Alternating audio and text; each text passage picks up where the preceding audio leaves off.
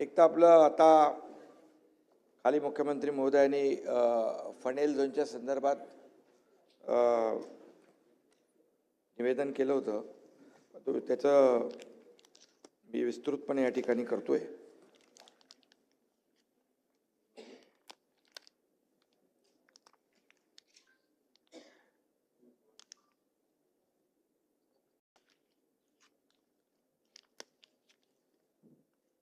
एक तर पहिलं ओसीचं करतो मी, परत तुम्हालाही त्याचा मुंबईतल्या लोकांचा फायदा होईल. सुधारित सभापती महोदय, याचं मी थोडक्यामध्ये खाली देखील परवाच्या दिवशी निवेदन केलेलं आहे. परंतु या ठिकाणी गेल्या 3-3.5 वर्षापासून जे काही मुंबईमध्ये अनेक आपण निर्णय घेतले, योजनाही केल्या, अनेक विकास प्रकल्पांना चालना दिल्या आणि त्याचबरोबर मुंबई बाहेर गेलेला जो मुंबईकर आहे त्याला पुन्हा मुंबईमध्ये सन्मानाने तो आला पाहिजे, ही भूमिका आपल्या बाळासाहेबांची नेहमीच राहिलेली आहे. आणि त्यामुळे जे खऱ्या अर्थाने जे नियम आहेत ते लोकांच्या फायद्यासाठी असले पाहिजे. लोक कायद्यासाठी नाही तर कायदा लोकांच्या हितासाठी असला पाहिजे, अशा प्रकारची भूमिका नेहमी आपण घेतलेली आहे. आणि म्हणून कधीकधी प्रस्थापित जी काही चौकट आहे त्याच्या बाहेर जाऊन देखील आपल्याला काही निर्णय घ्यावे लागतात. आणि तशा प्रकारचे निर्णय एक भाग म्हणून इमारतींसाठी सुधारित भोगवटा अभय योजना, ओसीची योजना लागू करण्याचा अत्यंत महत्त्वपूर्ण निर्णय घेतला आहे. माझ्या मागे आशिष शेलार आहेत आणि त्यांचा नेहमी पाठपुरावा, मुंबईतल्या आमदारांचा देखील सातत्याने पाठपुरावा या बाबतीमध्ये होता. आणि त्यामुळे काही नियमाचं उल्लंघन करून उभारलेल्या जवळपास 20,000 इमारतींना ओसी नाही आहे आज मुंबईमध्ये. या इमारतींच्या मूळ मंजूर आराखड्यामध्ये किरकोळ बदल केलेले आहेत, त्यामुळे त्यांना ओसी मिळत नाही. ओसी नसल्यामुळे इमारतीमधल्या रहिवाशांना सभापती महोदय दुप्पट मालमत्ता कर, पाणीपट्टी, मलनिस्सारण कर, इतर जे काही दुप्पट भरावे लागतात निवासीला आणि कमर्शियलला 4 पट. त्यामुळे या इमारतीतील जेव्हा घरं विकायची असतात, खरेदी विक्री करायची असतात, त्यावेळी देखील यांना बँका लोन देत नाही. त्यामुळे त्यामध्ये देखील अनेक अडथळे निर्माण होत आहेत. त्याच्या ओसी नसल्यामुळे ही घरं विकताना त्यांना योग्य किंमतही मिळत नाही. आणि म्हणून त्याचबरोबर पुनर्विकासामध्ये केवळ मंजूर नकाशाचे क्षेत्र विचारात घेता येतं. त्यामुळे या इमारतींचा पुनर्विकास देखील करणं शक्य होत नाही. आणि म्हणून आणि ओसी नसल्यामुळे त्यांच्या डोक्यावर कायमची टांगती तलवार जी आहे ती असते. म्हणून या समस्येचा उपाय म्हणून शासनाने सुधारणांसह सुधारित भोगवटा अभय योजनेस मान्यता दिलेली आहे. यामुळे 20,000 इमारतींमध्ये राहणारे सुमारे 2.5 लाखांपेक्षा जास्त कुटुंब, म्हणजे 20,000 इमारती म्हणजे 2-2.5 लाख कुटुंब आहेत आणि 10 लाखांपेक्षा जास्त मुंबईकरांना या योजनेचा लाभ होणार आहे. ओसीसाठी अभय योजना लागू करण्यासाठी अनेक सोसायट्या शासनाकडे पाठपुरावा करत होत्या. त्यांच्या मागण्या मान्य करून सरकारने त्यांना मोठा या ठिकाणी दिलासा दिलेला आहे. या योजनेचा फायदा जो आहे, दुपटीने भरावा लागणारा मालमत्ता कर, बँकाकडून पाणीपट्टी कर, बँकांकडून कर्ज मिळणे सुलभ होईल, घरांच्या खरेदी विक्रीला चालना मिळेल आणि त्यांना योग्य किंमत मिळेल. पुनर्विकासामध्ये नागरिकांना त्यांच्या संपूर्ण क्षेत्राचा लाभ घेता येईल. महापालिकेच्या कायदेशीर कारवाईतून देखील त्यांची सुटका होईल. आणि योजनेअंतर्गत प्रस्ताव सादर करताना नियमानुकूल करावयाच्या क्षेत्रासाठी अतिरिक्त चटई क्षेत्र, फंजिबल क्षेत्र, अधिमूल्य प्रीमियम आकारताना रेडी रेकनरच्या प्रचलित दरात 50% सवलत देखील दिली जाईल. आणि पहिल्या 6 महिन्यात जे प्रस्ताव येतील त्यांना कोणताही दंड आकारला जाणार नाही. त्यांना देऊ ना आपण त्याचा फायदा देऊ. आणि 6 महिने ते 1 वर्ष या काळात येणाऱ्या प्रस्तावांना प्रचलित दराच्या 50% म्हणजे अर्धा पेनल्टी आकारली जाईल. पुनर्वसन प्रकल्पात सेल इमारतींमधील त्रुटीमुळे रिहाब इमारतींची ओशी रखडू नये म्हणून रिहाब इमारतींना सेल इमारतीपासून वेगळं करून स्वतंत्रपणे ओसी देण्याचा विचार केलेला आहे. त्यामुळे त्याच्यात ते अडकणार नाही. एखाद्या इमारतीमधील केवळ एका सदनिकाधारकाने एका फ्लॅट ओनरनी वैयक्तिकरित्या ओशीची मागणी केली तर त्याला स्वतंत्र कार्यप्रणाली सुरू करण्याच्या सूचना देखील महापालिकेला दिल्या. त्याला सेपरेट देखील ओशी मिळेल. हां, पाठ ओशी. हां हां, बरोबर, तो एलिजिबल होईल. तो बाकी लोकांमध्ये अडकून राहणार नाही. या योजनेचा लाभ केवळ रहिवासी इमारतींना नाही तर हॉस्पिटल आणि शाळांना देखील मिळणार आहे.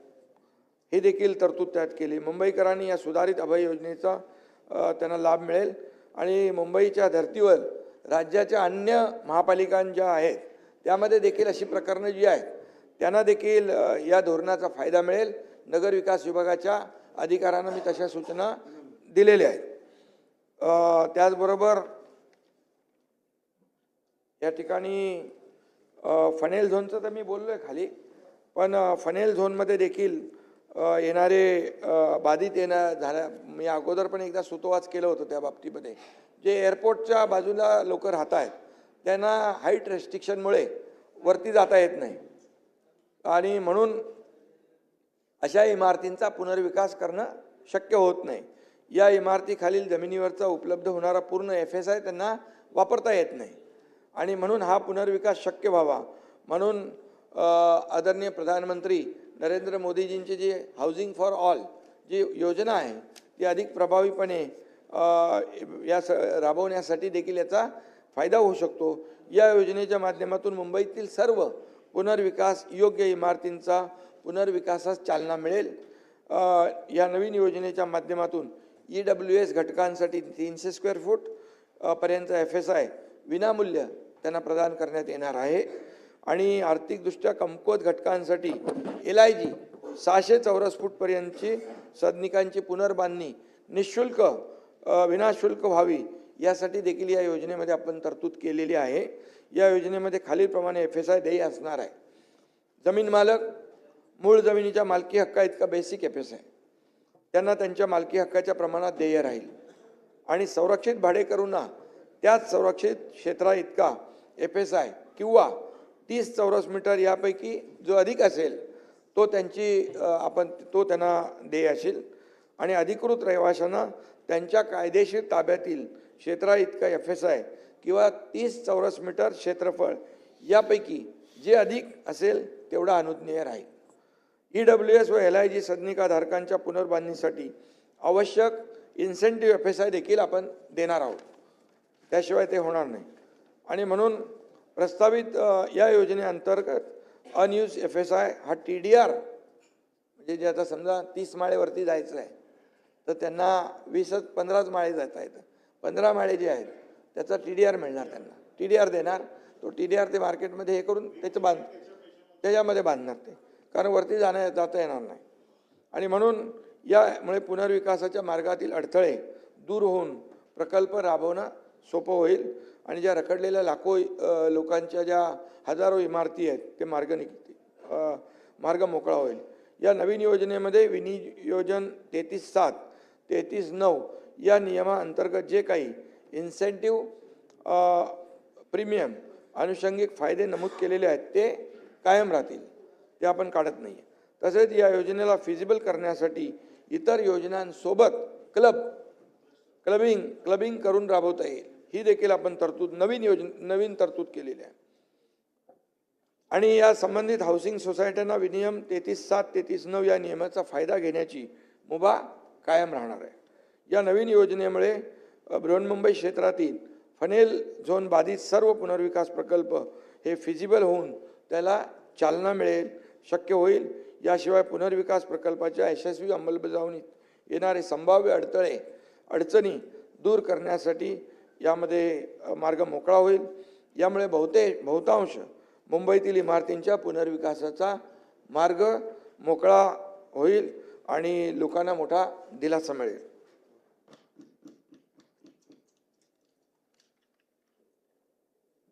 त्याचबरोबर यामध्ये तुम्ही मगाशी काय पत्र दिलेलं मला मनीषा कायंदे मॅडम, त्याचं खाली मुख्यमंत्री महोदयांनी देखील निवेदनामध्ये सुतोवाच केलेला आहे की जे फनेल झोनमध्ये तर आपण करतोच आहे, त्याचबरोबर जी आपली COD आहे, कांदिवली जू मिलिटरी परिसर, डिफेन्स कांदिवली मालाड, हां, तर त्याच्यामध्ये देखील आपण हा निर्णय जो आहे फनेल झोनचा, तिथं देखील म्हणजे फनेल झोन जू military transmission station, Kandivali Malad COD परिसर, संरक्षण क्षेत्रालगतच्या जमिनी व इतर काही कारणांमुळे काही क्षेत्रांवर इमारतींचा पुनर्विकास पूर्ण क्षमतेने, म्हणजे तोच पूर्ण क्षमतेने म्हणजे पूर्ण FSI यूज नाही करत आणि अनयुज्ड, आणि त्यामुळे या पुनर्विकास शक्य व्हावा या हेतूने नवीन हाऊसिंग फॉर ऑल ही योजना तयार करून या इमारतींचा देखील पुनर्विकास करण्यास चालना देण्यात येते. ते मगाशी मी तुम्हाला सांगितलं ते EWAचं 300 फूट आणि LIGचं 600 फूट. त्यामुळे हा देखील मोठा निर्णय मुंबईकरांसाठी लागू होतोय. त्याचबरोबर पागडीचं आपल्याला मी सांगितलेलं आहे, हां तो सगळीकडे लागू होईल, हां ते लागू करणार आपण. त्याचबरोबर एकदा तुम्हाला सांगून ठेवतो, म्हणजे पागडीचं तुम्हाला लक्षात येईल, 19,000पेक्षा जास्त सेस इमारती पागडी इमारती म्हणून ओळखल्या जातात. 1960 पूर्वीच्या या इमारती आहेत. त्यापैकी काही इमारतींचा पुनर्विकास झाला आहे, काही इमारती जीर्ण अवस्थेत आहेत. जवळपास 13,000पेक्षा जास्तीच्या इमारती पुनर्विकासाच्या प्रतीक्षेत आहेत. या इमारतीतल्या भाडेकरूंना महाराष्ट्र रेंट कंट्रोल ॲक्टनुसार संरक्षण प्राप्त आहे, ते प्रोटेक्टेड आहेत. या इमारती तसेच त्यातील भाडेकरू व करारनामे देखील कायदेशीर आहेत आणि शासनाने भाडेकरूंच्या हितासाठी रेंट कंट्रोल ॲक्ट आणून त्यांना प्रोटेक्शन दिलेलं आहे. त्यांच्या पुनर्वसनाच्या हक्कामुळे घरमालकांना त्यांच्या मालकी हक्काचा योग्य मोबदला मिळत नाही, अशी घरमालकांची नेहमी तक्रार आणि वादविवाद आहे. त्याच्यामुळे या घरमालकांमध्ये आणि भाडेकरूंमध्ये खटले मोठे 28,000 अशा प्रकारचे खटले सुरू आहेत लघुवाद न्यायालय इतर न्यायालयांमध्ये. आणि त्यामुळे या पागडीच्या इमारतींच्या पुनर्विकासाला अल्प प्रतिसाद मिळतो आणि ते पुनर्विकास होत नाही. आणि म्हणून भाडेकरू तसेच घरमालक यांचा हक्क अबाधित ठेवलेला आहे आपण. म्हणजे फक्त भाडेकरूंचा विचार नाही, मालकाचाही देखील आपण त्याचा जो अधिकार आहे तो आपण काढलेला नाही. आणि म्हणून आर्थिक दुर्बल घटकांसाठी व अत्यल्प उत्पन्न घटकासाठी EWS आणि LIG हे फक्त FSI देऊन भागणार नाही, तर त्यांच्या घराची विनाशुल्क पुनर्बांधणी खर्चाची तजवीज देखील पुनर्बांधणी करण्याच्या ती देखील गरजेची आहे. त्यासाठी एक स्वतंत्र नियमावली आपण तयार करतोय. त्यामध्ये खालील तरतुदींचा समावेश करण्यात येणार आहे. भाडेकरूंच्या ताब्यातील घराचं जेवढं क्षेत्रफळ आहे तेवढा FSI देय करणे पहिलं, आणि मालकांना भूखंडाच्या मालकीपोटी बेसिक FSI देय करणे, म्हणजे मालकाचा जो बेसिक FSI तो. आणि EWS LIG गटासाठी पागडीधारकांना त्यांच्या क्षेत्राच्या निःशुल्क पुनर्बांधणीसाठी लागणारा इन्सेंटिव्ह FSI देखील दिला जाईल. म्हणजे 3 प्रकार झाले, भाडेकरूचं व्याप्त क्षेत्र आणि मालकाचं बेसिक FSI आणि बांधण्यासाठी लागणारा इन्सेंटिव्ह FSI हा आपण त्याच्यामध्ये देतोय. जर काही मगाचं आता फनेलचा जो विषय होता तसा, जर कोणत्या कारणामुळे हाईट रेस्ट्रिक्शन किंवा इतर प्रतिबंधामुळे जर या तिन्ही प्रकारचे FSI पूर्णपणे वापरणे शक्य नसल्यास उर्वरित FSI TDRच्या स्वरूपात उपलब्ध करून देण्याची तरतूद देखील याच्यामध्ये आपण ठेवलेली आहे. या नियमावलीमुळे पागडी सिस्टीमच्या जुन्या इमारतींच्या पुनर्विकासाचा मार्ग मोकळा होईल. या जीर्ण इमारतींच्या पडझड होणारी थांबेल, त्यामुळे होणारी जीवित व वित्तहानी टळेल. या इमारतींच्या पुनर्विकासासाठी सध्या अस्तित्वात असलेले अन्य पर्याय जसे 33/7, 33/9 सुरू राहतील. आणि आजवर ज्या इमारतींना या स्कीमचा फायदा झालेला नाही त्यांच्यासाठी देखील हा नवीन एक पर्याय आहे. या व्यतिरिक्त इमारतीमधील भाडेकरू व इमारत मालकांमधील सुमारे मगाशी मी म्हटलं 28,000 प्रलंबित खटले आहेत. या न्याय प्रक्रियेत अनेक कुटुंब अनेक वर्षापासून अडकलेली आहेत आणि म्हणून पुनर्विकासाला गती देण्यासाठी माझं मुख्यमंत्री महोदयांशी देखील चर्चा झाली. लॉ अँड ज्युडिशरी हे खटले निकाली काढण्यासाठी उच्च न्यायालयाच्या पूर्व परवानगीने पुरेशी अतिरिक्त फास्ट ट्रॅक कोर्ट देखील आपण सुरू करू, जेणेकरून 3 वर्षात सर्व खटले निकाली निघतील आणि त्यांचा पुनर्विकासाचा मार्ग मोकळा होईल. यामुळे पागडी तत्वावर राहणाऱ्या लाखो मुंबईकरांना मालकी तत्वावरचं हक्काचं घर मिळेल आणि महत्त्वाचं म्हणजे भाडेकरू तसेच मालक या म्हणजे मालकावरही आपण अन्याय केलेला नाही. मालकाचा अधिकार जसा आपण क्लस्टरमध्ये ठेवलेला आहे तसं इथं देखील मालकाचा अधिकार ठेवला आहे. त्यामुळे मालक देखील कुठं परत ते काय लिटिगेशन करण्याची आवश्यकता गरज कोणाला भासणार नाही.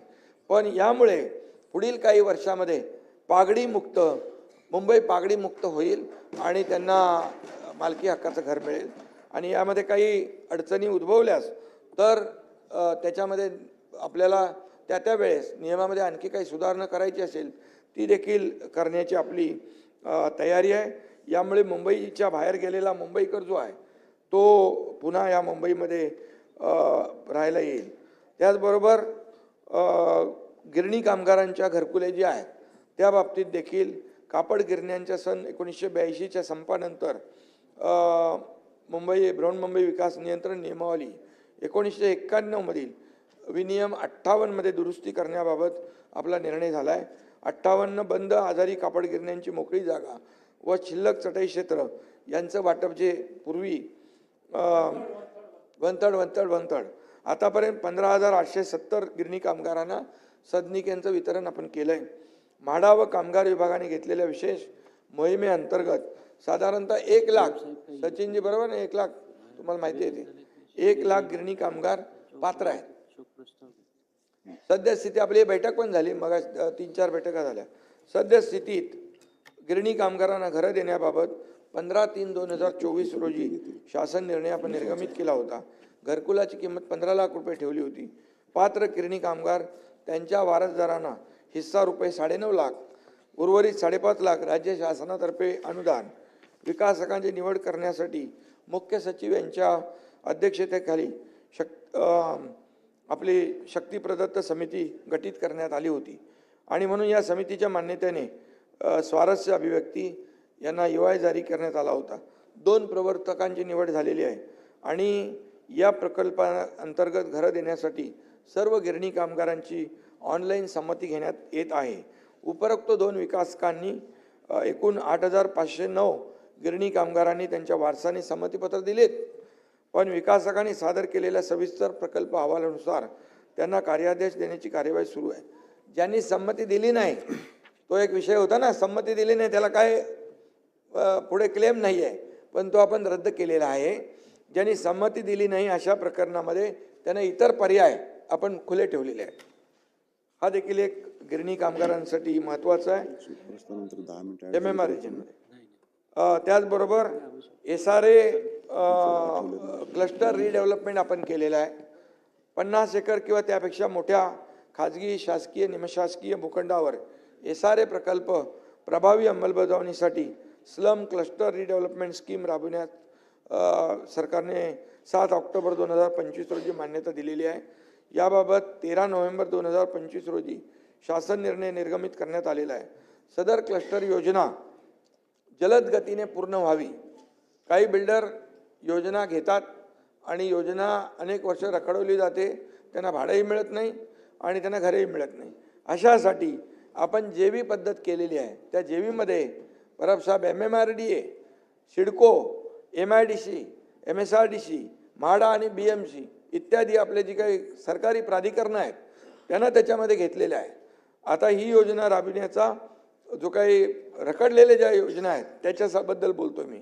आणि म्हणून पहिल्या टप्प्यामध्ये 17 योजना हाती घेतल्या आपण घेतोय, ज्यामध्ये प्रामुख्याने अँटॉफिल, कृष्णनगर, केतकीपाडा, बोरिवली, गोपीकृष्णनगर, दहिसर, ओशिवरा, गोवंडी, चिताकॅम्प, ट्रॉम्बे, चेंबूर, टागोरनगर, विक्रोळी पार्क साईड, भांडूप इत्यादी ठिकाणच्या प्रकल्पांचा समावेश आहे.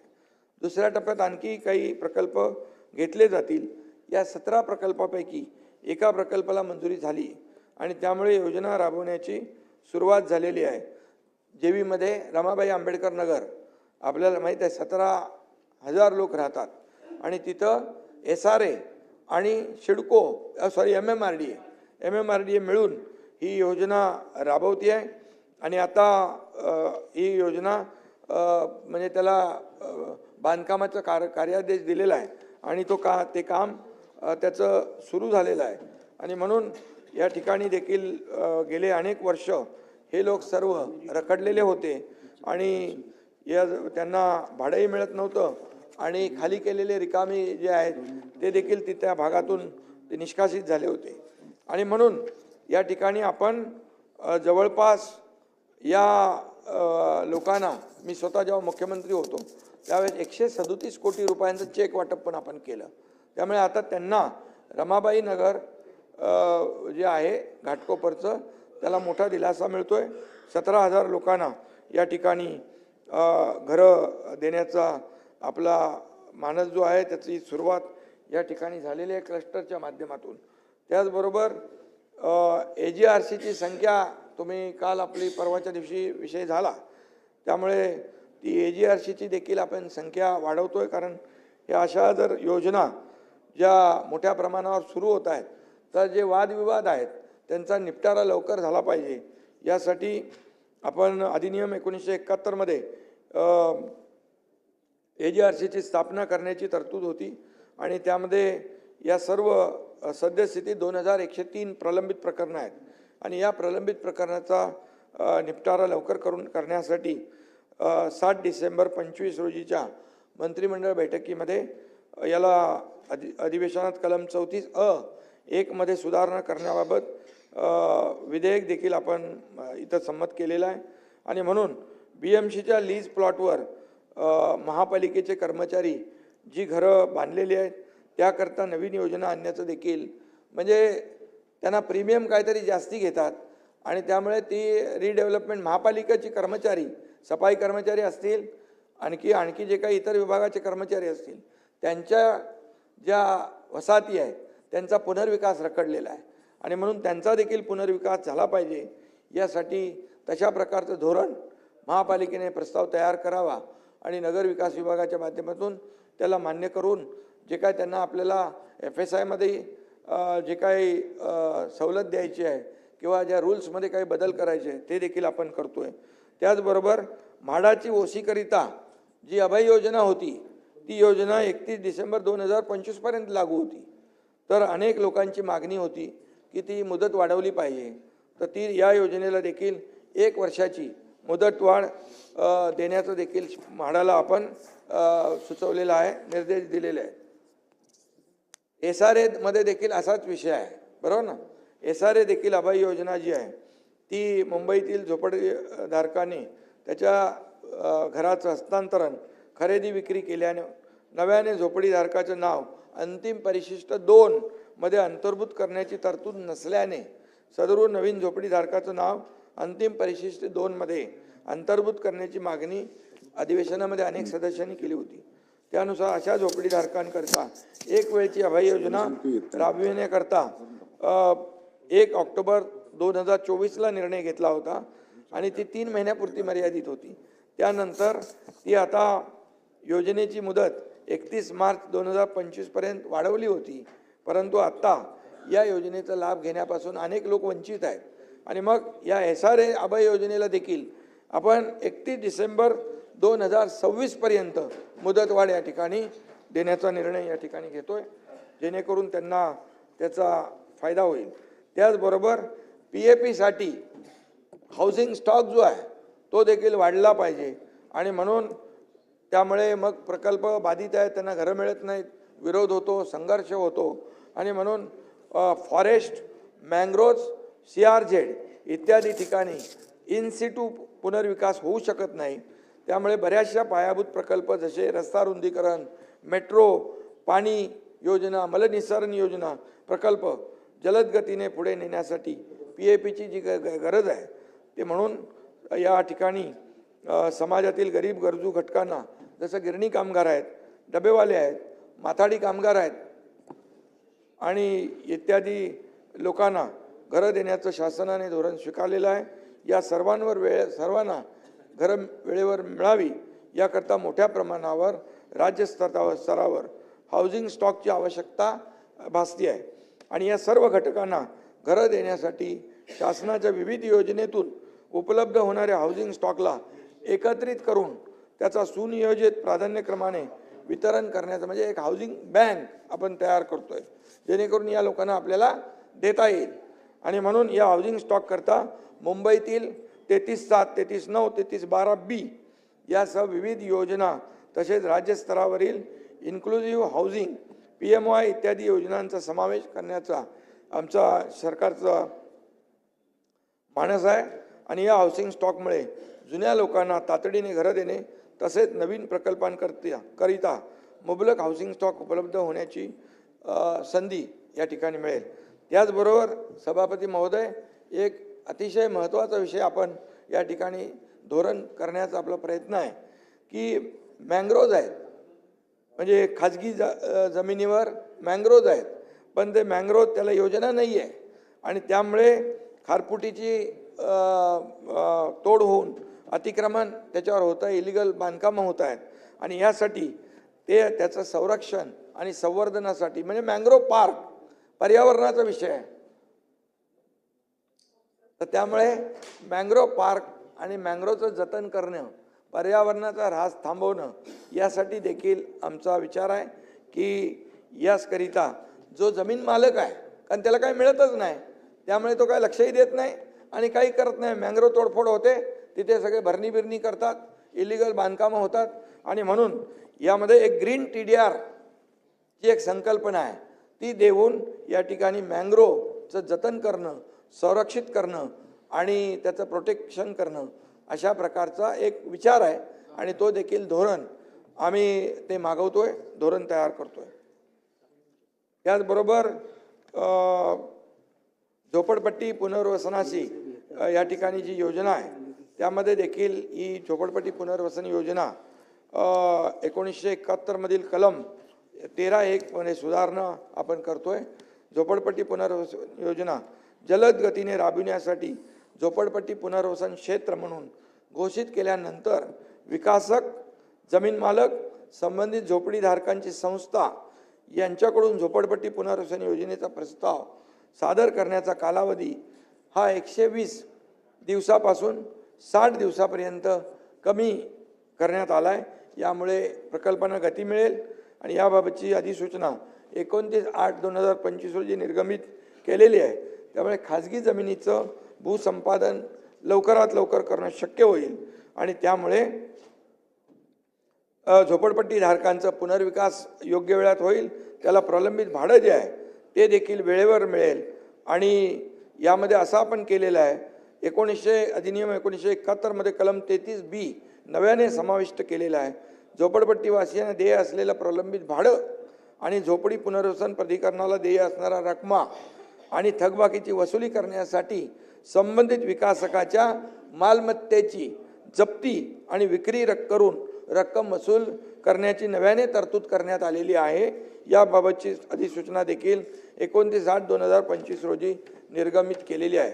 त्यामुळे ही झोपडपट्टी पुनर्विकास योजना देखील अतिशय वेगवान पद्धतीने मार्गी लागेल.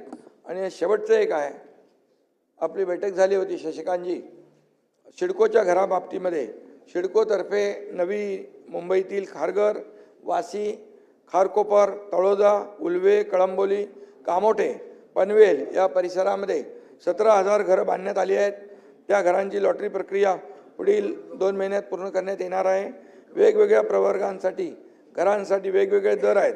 त्या घरांसाठी सिडकोने निश्चित केलेल्या दरामध्ये काही लोकांनी मागणी केली होती की रकमा जादा आहेत आणि म्हणून यामुळे प्रधानमंत्री नरेंद्र मोदीजी यांच्या सॉरी तू मागे दिसला नाही, यांनी सगळं पुस्तक एकदम पूर्ण अभ्यास करून सगळं फायली घेऊन आलेला आणि चांगलं आहे, अभिनंदन. आणि त्यामुळे मी त्यांना सांगितलं तुमचं काय मी ऐकणार नाही, विक्रांतने भरपूर दिल्या सांगितलं मला आणि शशिकांतजींनी. त्यामुळे प्रधानमंत्री नरेंद्र मोदीजी यांच्या संकल्पनेतील हाऊसिंग फॉर ऑल या धोरणाला चालना मिळून परवडणाऱ्या घरांची संख्या आपल्याला वाढवतोय आणि त्यांना दर्जेदार घरं मिळतील. यासाठी आपण EWS आणि LIG दोन्हीमध्ये 10% आपण रकमा कमी करतोय आणि 10% त्याच्यामध्ये सूट देऊन या ठिकाणी त्यांना ज्या आता रकमा ज्या आहेत त्या 10%ने शशिकांतजी कमी करून घेण्याचा निर्णय आपला झालेला आहे. धन्यवाद.